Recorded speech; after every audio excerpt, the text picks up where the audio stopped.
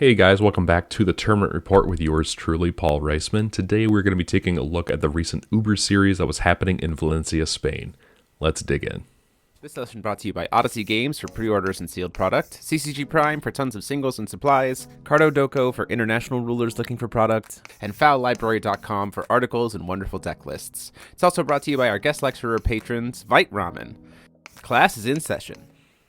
All right, Valencia, Spain's Uber series was here. And we're going to be taking a look at this because it was utilizing the new FOW Fest 2 ban list that we are instituting later on in November. So if you don't remember what that is, they have reminded you of what it is right here. If you can't read Spanish, that's okay. Neither can I, but I clicked the links. So we banned Warhorse and we banned Origin of the Seven Lands because these are some of the cards that I think people are really starting to despise in the metagame, for better or for worse. Origin of the Seven Lands just opening up your entire side deck as an additional resource, but also Warhorse making search cards incredibly powerful, and allowing some pretty nutty combos, especially with older rulers like Machina. So let's back up a little bit though, and let's go into the participants. There were 40 participants that were in this tournament, utilizing, again, the new ban list.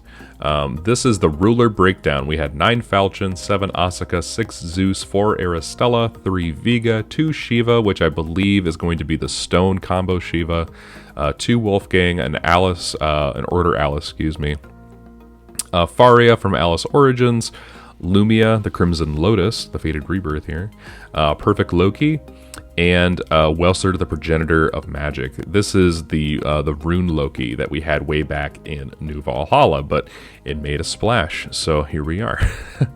What's also really nice about sometimes the Uber series is really kind to us, and they give us like the top 5 cards that were utilized. We're seeing a lot of Black Witch, which I think is totally fair, even in decks that are not utilizing Warhorse. Black Witch is really helpful in decks that want to just get off a good search, and I think this going up in playability means that we're not going to be seeing a lot of Wolfgang in the top cut. Just a little bit of a spoiler for you, but it's nice that we have a promo, right? It's a card that is accessible as a promo if you happen to have locals, so you can get your access to these pretty easily. And then Spirit of Decay, which is a normal card, is putting in a lot of work in this top 8 cut. This thing is everywhere, and it's kind of fun to see that this card is getting so utilized, and it's a normal, so that's pretty great too. This is the Moonchild breakdown. We're seeing Light and Fire Moonchild tied for 19 copies total, and then all the way down here at the bottom is Water Moonchild for 3. But it won. So, even though Water Moonchild is not the Moonchild everyone's embracing, it's still here. It's actually still doing pretty good. So Alejandra won this tournament in the Uber series. Again, no Origins, no Warhorse. And the basic gist of this deck is to utilize Sprinting Steward as a way of pumping up all of these really good resonators that come in either as quick cast cards or they do nutty things like Angel of False Glory, which, if you haven't read this card lately or even know what it is lately, Angel of False Glory, here it is. It's a 10/10 with flying for 2. That's already insane. If this card is not awakened, you lose the game. So awaken it, please. You can destroy up to 1 target addition, resonator, and target regalia. For each one you do, put a 4/4 Light Angel Resonator token with flying into the field. And to awaken it, you have to rest 2 recovered J rulers that you control. It turns out that I'm playing 3 rulers, so I'm able to do that fairly easily. But the idea that you're getting just so much value off of this 1/2 drop is very good under Sprinting Steward, right? A lot of decks, for some reason, have not been running Addition Hate, or Heavenly Gust, for that matter, which I thought was really interesting. Like, so much of the additions right now in the game are being played with these contract rulers, and they're just kind of everywhere.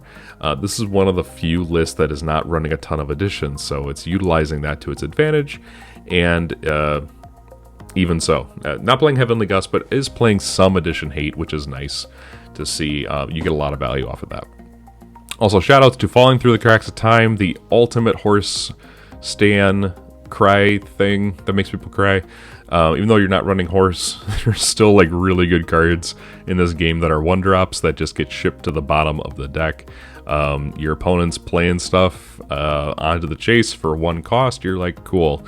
All of that's now on the bottom of the deck instead of coming into the field. See ya.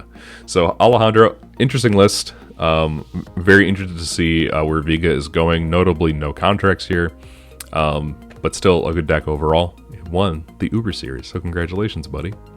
Next up, we have Olmo Fernandez, who is running Asuka. Asuka is very similar to Athenia in that it wants stuff in the graveyard, but they kind of had different win conditions.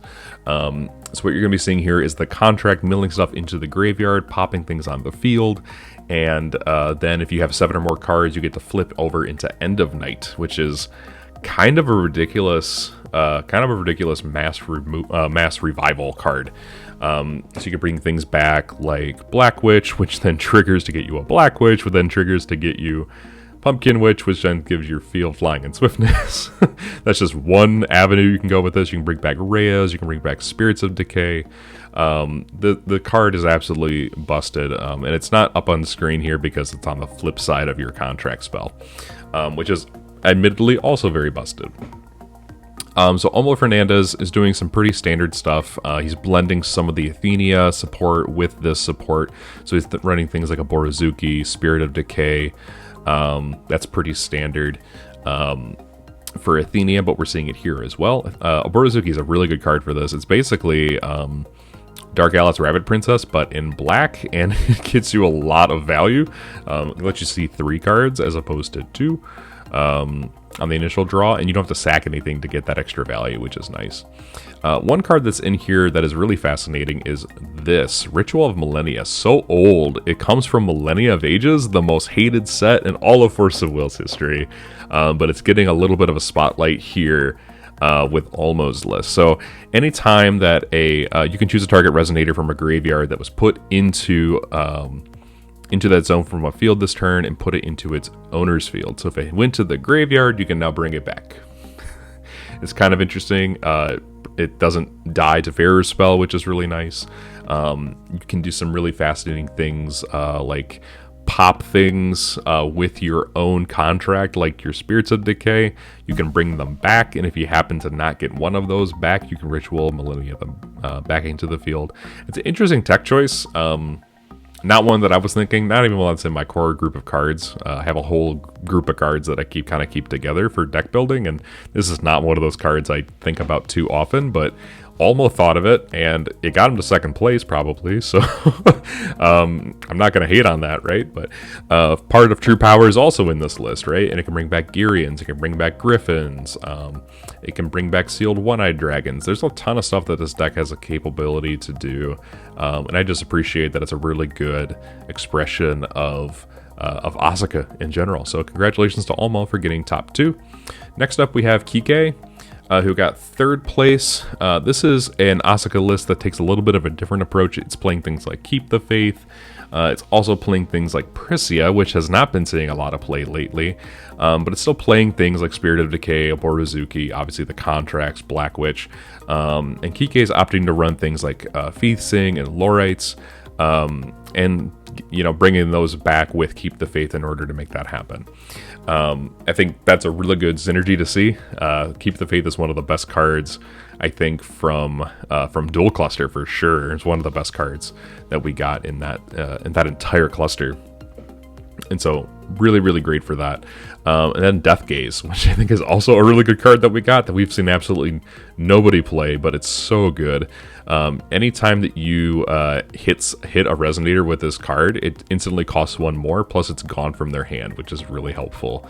Fun card is fun. It's one of the better discard spells that we have right now outside of Look of Corruption, so I'm glad Kike was running this, and congratulations for getting into the top cut, buddy. All right, and we are on to Ivan, who is playing a Falchion Additions Control with Mikey, with the Engineer of Eternal, and then he also wanted to play, because I don't see why you wouldn't if you can, he was playing for Neverend, because Never End is super good. It's also playing Diversity Stones, which goes complementary well with the Ultra Magic Stone Golems and the Institute. Institute is just going to keep buffing your field. Again, one of my favorite cards, probably ever printed in Force of Will, is Institute, just because of how much how much value it gives the longer it stays on the field. Let's just put it like that. Obviously, you also have the one Schrodinger, which you can use as an infinite with Mikey. This is probably something you don't need to do in order to go off, but it is an option, and so just having the one there is really great. It can flicker things like your Black Witch to protect it from dying, and then your Black Witch gets more stuff, which is really helpful. It can save your sealed One-Eyed Dragon from going to the grave that turn. It can do a lot of just fun things in general. It can also just reset your Ultra Magic Stone Golem on your opponent's turn, which blows up their field at the end phase, which is super funny. This deck is just fun. Falchion Edition Control has seen a lot of work in the last few tournaments here, even with Warhorse. So congratulations to Ivan. We're gonna keep going. We are down to Antonio's list. He's playing basically a Fairy Tale aggro list with a little bit of additional stuff. So he's playing Cage of Mother Goose, which I realize goes really well with our Rest Your Fairy Tale to play this card for free, untap your Resonators sort of card. Fantastic trick is in this deck for Addition Hate, for hate in general. This card is just really good, very flexible. Falling to the Cracks of Time, once again, and of course, my favorite card in the entire set, the Phantasmal Mad Hatter. I love this card almost irrationally. This card is amazing to me. It has quick cast, it puts counters on other things, other fairy tales that you have. It puts things back into your hand, it removes your opponent's graveyard. It can't be attacked, it can't be blocked. This card is just kind of a little nutty, and I think it's just a really solid 2-drop. So I irrationally love this card to death. And we're seeing the one Chrono Gear as well. Reset your Moon Children and your God's Arts, but also you get to mech up if you happen to have all the awakening that you needed to make that happen. So it's kind of cool. You get to mech up in this list. So congratulations for Antonio. Hoping that you mech'd up. Yeah. We're going to move on though to I'm gonna say Jan's list. If that is totally wrong, just correct me down in the comments. I'm an uncultured American. This is more of a Campanella Editions control. Falchion is here using Campanella to grab this Moon card. I don't think I can highlight it for you to see. That was an awful situation. Sorry about that, folks. That was a little bizarre. This is the Prohibit Moon, so you basically get to for 2 will, play Campanella, grab this card. It prohibits your opponent from playing things like their own Sprinting Stewards or Daily Research or any of these other cards that might screw you up. This is one of the better blue cards that actually works with an older blue card that is also somehow retroactively a little bit better now because we have more moons. She also grabs your first moon, so depending on what you start out the game with, either your Eternal or your Wall, the first moon is going to have a lot of good synergy with that, and Campanella just gets you it for free. Mikey is also in this list. I think people are starting to realize the utility of Mikey in that you get additional additions that do good things. So like additional first moons, which then protect one another, or additional Curse of Caduceus, which I think is the plural. Additional Schrodingers, so if you want to do the infinite there, that's also available. But then you get things like Linos Varia, you can get additional walls. There's just tons and tons and tons of stuff that you can do with Mikey, which is really refreshing to see. And there's just a lot of value there. Plus, you can also copy your Prohibition Moons, which is super fun. So congratulations to Jan for getting into, I believe that's 6th place. And we're going to keep going down now into Jose's list, another Asuka list. Nothing super different going on here except for the Gilapis and the Revenant, which ironically are the same character, I guess. Weird. So Gilapis is here to sort of mill the top 4, and then you get to pull back a Resonator into your hand. which is, I think, really good for advancing your field state and advancing your win condition. But it's also got quick cast, so you can do it on your opponent's turn if you want, and that's a really good way of dumping all of these cards into the graveyard for your win condition. This plus the contract, it's kind of hard to beat that. It's a really good chunk of cards you're milling off of those 2 cards themselves. So on your opponent's turn, you play Gil Lapis. On your turn, you recover and play Contract. Contract, oh man, blows up a lot of stuff on their field. And then you get End of Night, which brings back all of these other resonators like Spirit of Decay, like Rhea, which you can throw into the graveyard to bring back, say, your Revenant or even your Gil Lapis to mill more stuff, to get more stuff back in your hand. It gets kind of nutty, and it kind of just like snowballs after that. So I think the Gil Lapis inclusion is really interesting for Jose's list. But of course, you also have Part of True Power to bring back your Gyrians and Griffins, always a really strong play. Revenant is also a really interesting win condition for the deck. So all that being said, congratulations to Jose for getting into 7th place. Last but not least is Ivan Martinez's list. Again, this is another just Fairy Tale aggro list, which is good. I have missed the days of a Fairy Tale deck. We have not seen that in a long time. A couple of notable mentions here. There's a couple of Lorites, which is really great, but you're also seeing the Moonflower to rest down your opponent's stuff, and you're also seeing Beginning of a Fairy Tale, which gives you 2 Fairy Tale tokens with flying, which is really helpful late in the game.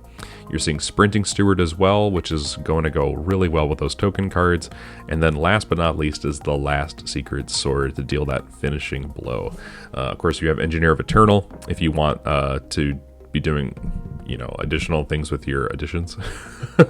Rest them, get them back, draw an additional card if you have multiple cards. A free 7/7 is nothing to scoff at. There are going to be there's a Green Moonchild in the sideboard, which is interesting. This card again has not been seeing a lot of play, but I think it comes in against things like Sprinting Steward, Last Secret Sword decks, Falchion lists, things like that, to really give you high utility. And then 4 Cage of Mother Goose in the sideboard is there to basically remove stuff and be there for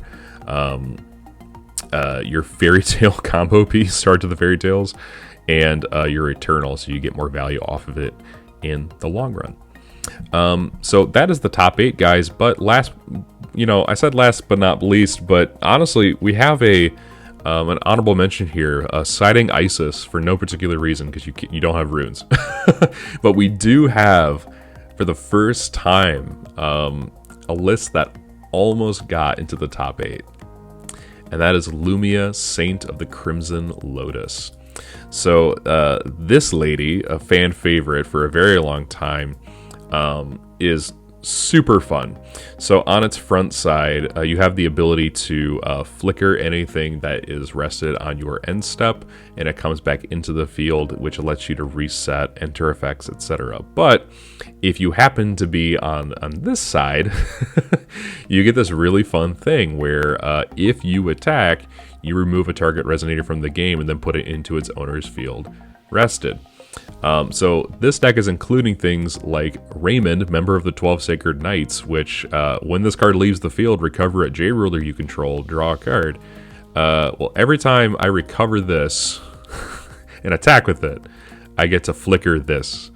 And then I get to draw a card and recover and do it all over again. And this is actually pretty easy to get out because you just have the God's Art down here I'm going to try and move myself so you can see. Haha!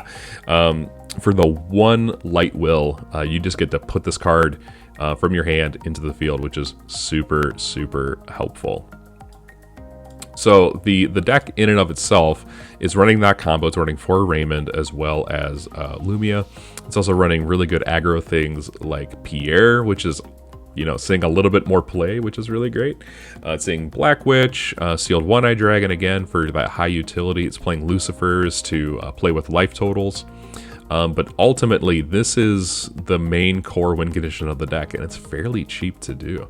One of the great things about Lumia's Stone is that if you Judgment using it for a light ruler, you get to recover the stone, so you can make the cost of Judgment even cheaper, which has not seen a ton of play outside of, like, I mean, we're in Wanderer format, and Lumia is like one of the most beloved rulers of all time, and we're finally seeing it do so well.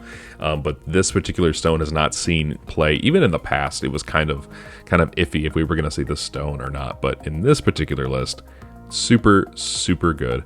Congratulations to Enrique for almost getting into the top 8. If you keep tweaking the list and you keep trying to do better, I'm sure this will get there eventually. So guys, this has been Valencia's Uber series. This is using the new Origin Warhorse ban that we are instituting for FOW Fest 2.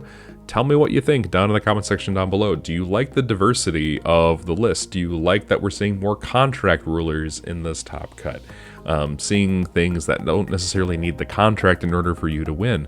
Let me know down in the comment section down below. Are there rulers that you're interested in seeing at FOW Fest? That's one thing that I'm super excited about. Very low stakes thing, but you get a lot of prizes for coming to FOW Fest. So I'm anticipating we're going to be seeing just a lot of fun decks that are being employed. So let me know what you think about that down in the comment section down below. Also hit subscribe and ring that bell if you want more content like this. And until next time, guys, this has been Paul signing off.